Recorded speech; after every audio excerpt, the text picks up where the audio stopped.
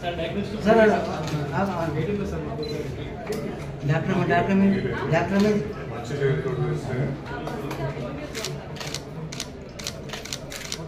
Okay sir okay sir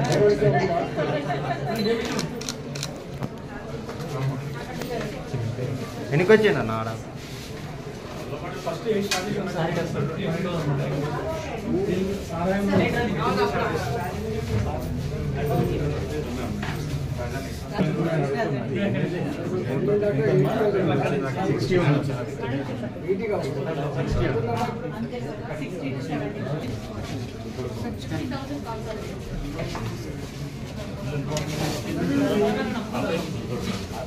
only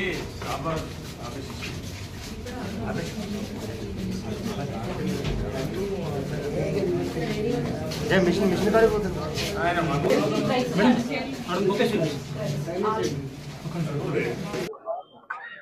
శ్రమ అంటే ఏందో తెలియని వాళ్ళకు బాగున్న వాళ్ళకే రోగాలు వస్తాయనే ఫీలింగ్ ఉండే. మేము ఎండలో కష్టపడే వాళ్ళం, రోజు పనిచేసే వాళ్ళం, మాకేం రోగాలు రావనేటువంటి ఫీలింగ్ ఉండే. కానీ అలా ఉల్టా అయిపోయింది.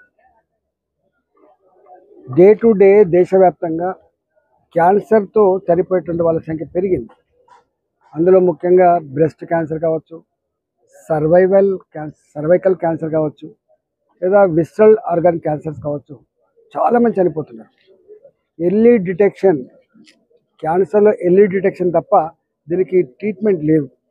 నువ్వు ఎంత ఉన్నవాడైనా ఎంత లేనివాడైనా 20 నుంచి 50 లక్షల రూపాయల వరకు ఖర్చు పెట్టుకొని చివరికి డెడ్ బాడీ తప్ప మనిషి చచ్చిపోవడం తప్ప బతికే వాళ్ళ సంఖ్య తక్కువ ఉంది. కాబట్టి ఇవాళ మహిళలు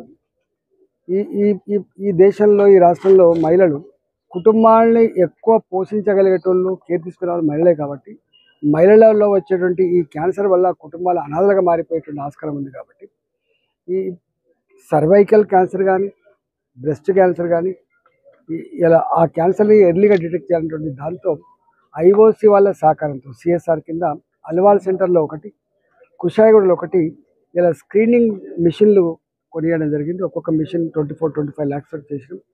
ఇది 98% అక్యురసీ తోటి ఇది కొనసాగుతుంది.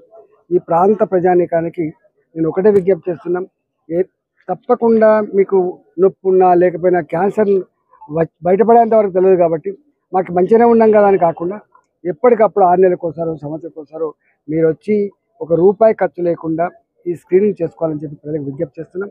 ఇవాళ మల్కాజిగిరి జిల్లాలో రాజకీయాలు ఉంటాయి, నాయకులు ఉంటారు, ఇష్యూ కాదు. కానీ వైద్యపరమైన ఖర్చు విషయంలో పేదలు బాగా ఇబ్బంది పడుతూ ఉన్నారు. కాబట్టి ఈ హాస్పిటల్ పిహెచ్సిలు కావచ్చు, అర్బన్ హెల్త్ సెంటర్లు కావచ్చు, లేదా ఏరియా హాస్పిటల్ కావచ్చు, లేదా చిన్న చిన్న సబ్ సెంటర్లు కావచ్చు, బస్తీ దవాఖానలు కావచ్చు, వీటిలో ఏమేమి అవసరం ఉందో ఎక్విప్మెంట్ పరంగా కావచ్చు, ఇతరత్ర కావచ్చు, అవన్నీ కూడా ప్రొవైడ్ చేస్తామని చెప్పి డిఎంఎడ్ గారు చెప్పినాం.